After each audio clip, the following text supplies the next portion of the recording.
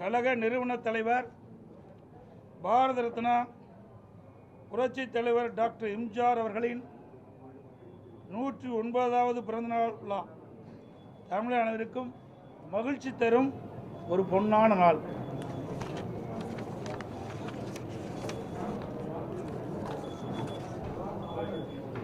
சட்டமன்ற பொதுத் தேர்தல் 2026 அனைத்து இந்திய அண்ணா திராவிட முன்னேற்ற கழக முதற்கட்ட தேர்தல் வாக்குறுதிகள். தமிழ்நாட்டின் 17வது சட்டமன்ற பேரவைக்கான பொது தேர்தல் விரைவில் நடைபெற உள்ளதை முன்னிட்டு மக்கள் நலன் ஒன்றை மட்டுமே குறிக்கோளாக கொண்டு செயல்பட்டு வரும் அனைத்து இந்திய அண்ணா திராவிட முன்னேற்ற கழகத்தின் சார்பில் அளிக்கப்படும் முதல் கட்ட தேர்தல் வாக்குறுதிகள். வாக்குறுதி எண் 1, மகளிர் நலன் குலவிளக்கு திட்டம்.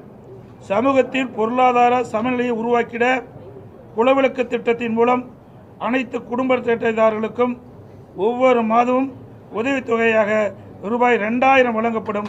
இத்தொகை குடும்ப தலைவரின் வங்கி கணக்கில் செலுத்தப்படும். பேட்டி கொடுக்குறேன்ல, மறுபடியும் படிக்கட்டுமா?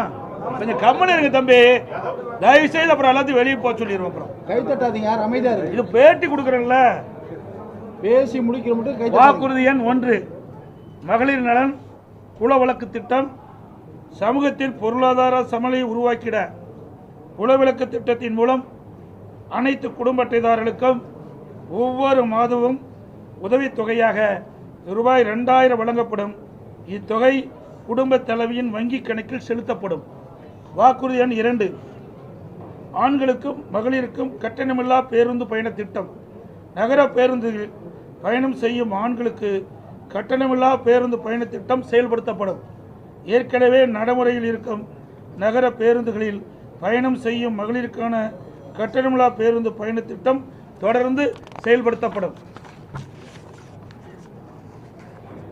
அறிவிப்பெண் 3, அனைவருக்கும் வீடு அம்மா இல்லம் திட்டம்.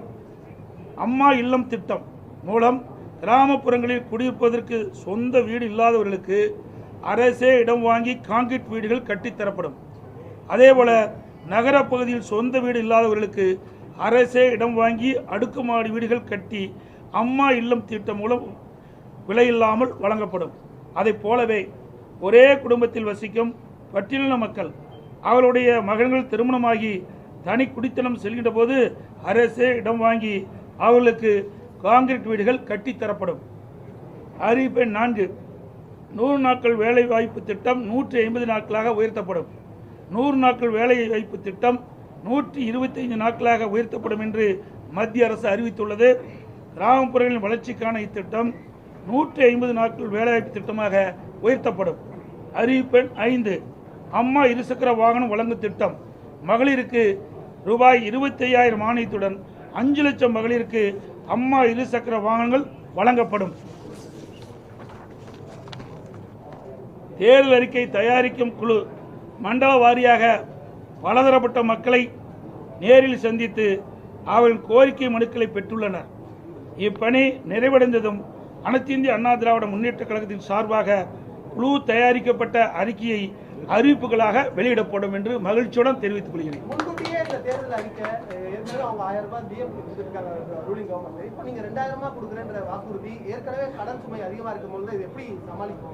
அவர்களுக்கு திறமை இல்லை, எங்களுக்கு திறமை இருந்தது.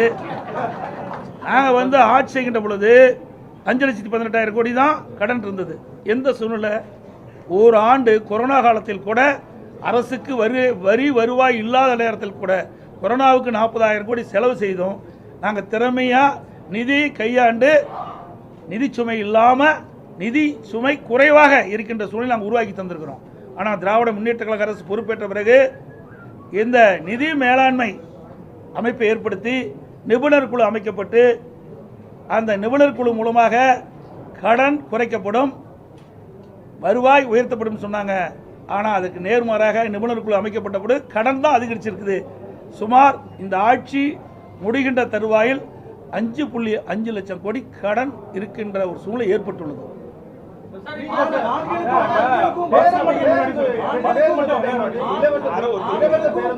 ஆண்களுக்கும் கட்டணமில்லாமல் பஸ் அப்படிங்கிறது மேலும் அதை போக்குவரத்துறையை ரொம்ப கடுமையான ஒரு நிதி நெருக்கடிக்கு உள்ளாக்காது. இதுதான் நான் சொல்றேன்ல, நிர்வாக திறமை இருந்தால் எல்லாமே சமாளிக்கலாம்.